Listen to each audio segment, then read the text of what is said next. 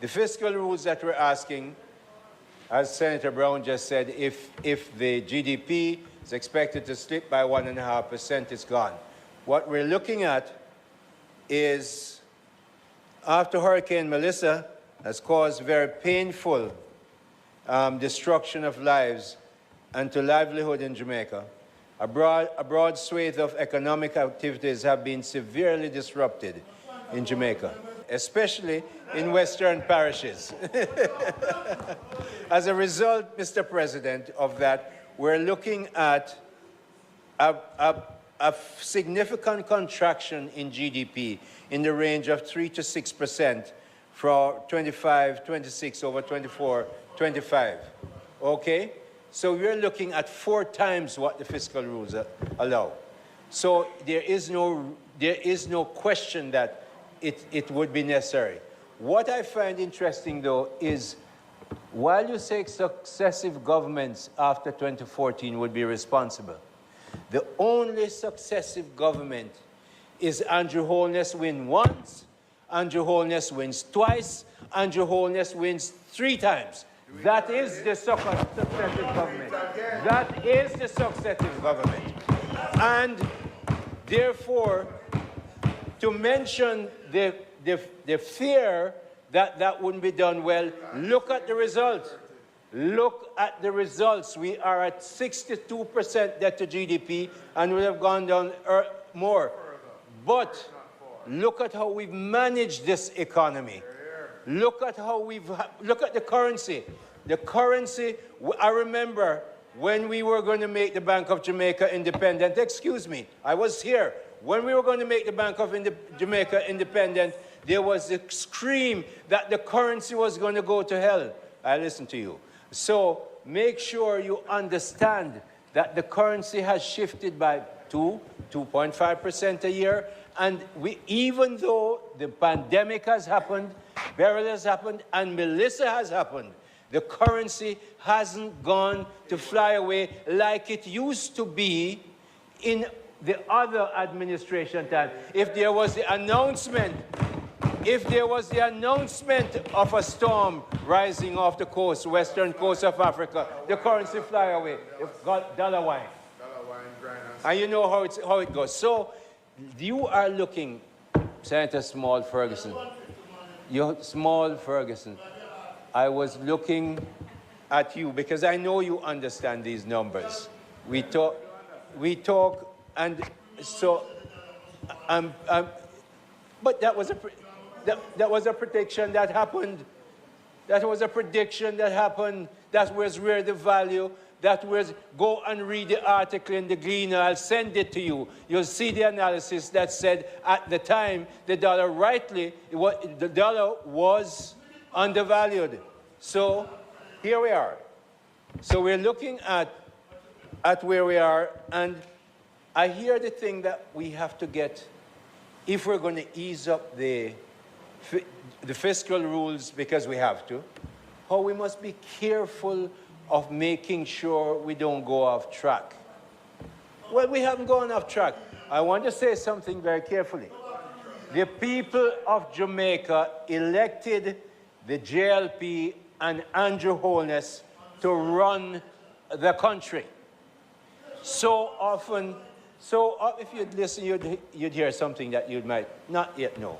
The people, when you elect a government, it's not to download your authority to some commission or NGO. It's to be responsible. You don't outsource the authority and responsibility given to you by voters. So we have the fiscal responsibility arrangements.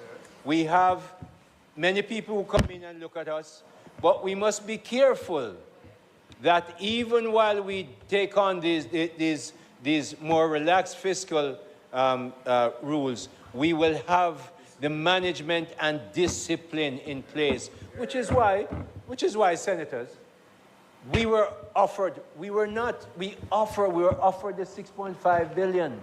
Let me turn to that for a minute.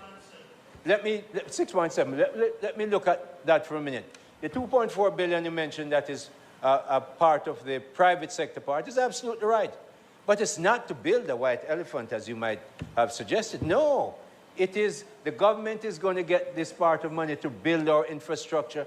And I'm in cabinet. I'm telling you, Prime Minister Holness, and I can say this out of cabinet, Prime Minister Holness' intention is very clear. We must use the money that we get as much as possible to build a better future. Not even to build back better, to build a future that is much better, which is not to be resilient in every way, which is not to spend money, on cars and consumables, as was done by your side of the government when you were in government. That's what happens. That's what the PNP did. Where are the roads? Where are the schools? Where are the hospitals? Those are being built by the JLP, and we will continue to do that. We will continue to do that. Okay? So, Mr. President, this 3 to 6% reduction in GDP, this is a significant downward change from the previous projection for growth of 2.2%, which is poo-pooed over there, but it was actually true. The numbers stood up, which was highlighted in the fiscal year 2025-2026 annual fiscal policy paper. That's what was expected. No, that's not expected. So, Mr. President, we have to change the fiscal rules, which are allowed by law, but this government, the Andrew Holness, you discussed that as if you didn't agree. The Andrew Holness administration, it's true, that's what you did. The Andrew Holness administration will manage this economy in such a fashion that, Mr. President, every Jamaican who voted for Andrew Holness will be happy. I've been around the country, and I'm telling you, Mr. President, PNP and JLP say, thank God Andrew Holness win the election in September.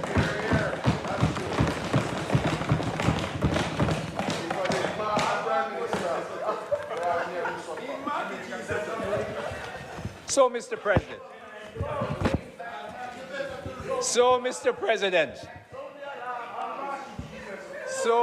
President, within the context of the foregoing, Mr. President, we propose that the requirements referred to in Section 48C1A and B of the Act be suspended for an initial period terminating at the end of the financial year ending March 31, 2027, if it pleases you, Mr. President. There he goes again, 2010. Mr. President, if we can get this affirmed, I'll go to the next final item. Thank you very much. The Minister has asked that the motion, notice of which he gave earlier, be approved. Those in favor? Against? Ayes have it.